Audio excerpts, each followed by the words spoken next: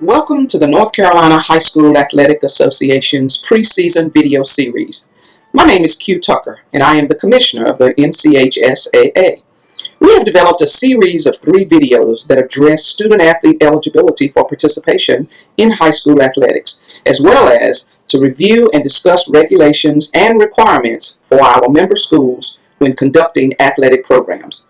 It is a requirement that every coach and athletic director view all 3 videos prior to the start of each of the 3 sports seasons. It is highly recommended that student athletes, as well as their parents, also be included in the viewing of this video series.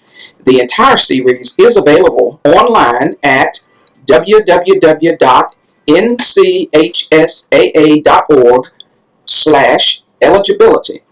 In this first video, we will talk about student-athlete eligibility and look at participation rules and regulations. Thank you for watching. The vision of the NCHSAA is to be the national model for developing and inspiring greatness through interscholastic athletic experiences. In this video, we will discuss student-athlete restrictions and how long they can participate in high school athletics, academic requirements, and enrollment and residence. Let's start by looking at restrictions for participating in NCHSAA-sanctioned sports. A student cannot be approved for any athletic contest if his or her 19th birthday is on or before August 31st of the current year. A student may be eligible to participate at the high school level for a period lasting no longer than 8 consecutive semesters beginning with the student's first entry into 9th grade. Please keep in mind that a student who is an over-age 7th or 8th grade student and begins participation on a high school team will be allowed to only participate for 8 consecutive semesters. No student may participate at the high school level for more than 4 seasons in a sport, 1 season per year. For example, a student could not play women's soccer in the fall in one state and then play NCHSAA women's soccer in the spring. After initial entry into 9th grade, a student cannot be convicted of a felony in this or any other state or be adjudicated as a delinquent for an offense that would be a felony if committed by an adult in this or any other state. Now let's talk about academic eligibility requirements. A student must pass a minimum load of work during the preceding semester to be eligible at any time during the present semester. The minimum load for a traditional schedule is 5 courses, and for a block schedule, 3 courses. The semester is normally considered half of the academic year. All students must meet local promotion standards set by local education agencies, also known as LEAs, and/or the local school. A student not eligible at the beginning of the semester is not eligible at any time during the semester. There is one exception to this rule. A student who receives an incomplete or is awaiting a final grade due to EOC retesting or any other state-mandated testing, which causes him or her to fail to meet minimum scholastic requirements, is ineligible until the course is satisfactorily completed. Once the course in question is satisfactorily completed, eligibility is restored immediately.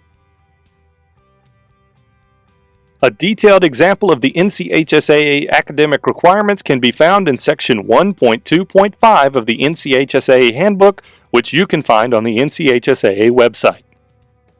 Local school systems may be more restrictive, but not less restrictive relative to the academic requirements of the NCHSAA.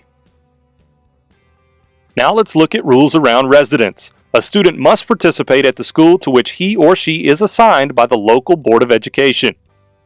A student may participate in athletics at any school upon initial entry into the 9th grade, provided he or she meets all applicable eligibility requirements.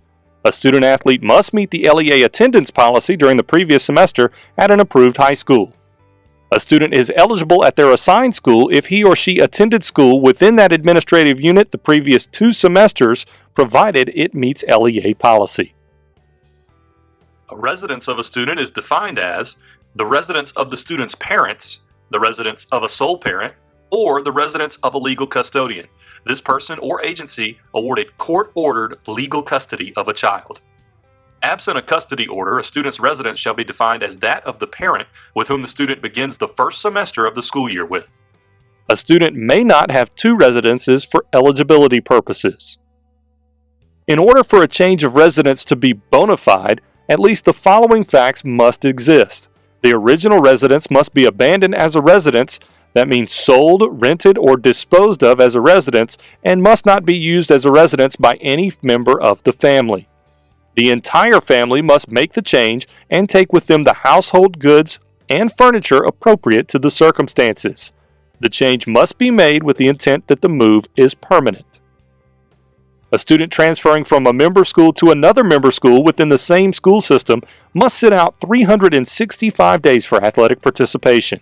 However, the LEA could have a policy that allows immediate athletic eligibility when a transfer occurs. A student transferring from a member school in one LEA to a member school in a different LEA without a bona fide change of residence must sit out 365 days for athletic participation.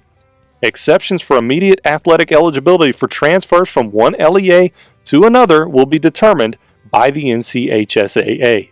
No student may participate at a second school in the same sport season except in the event of a bona fide change of residence of the parent or legal guardian. Change of schools must be contemporaneous with the change of residence. In other words, enrollment in the school occurs at the time of the move.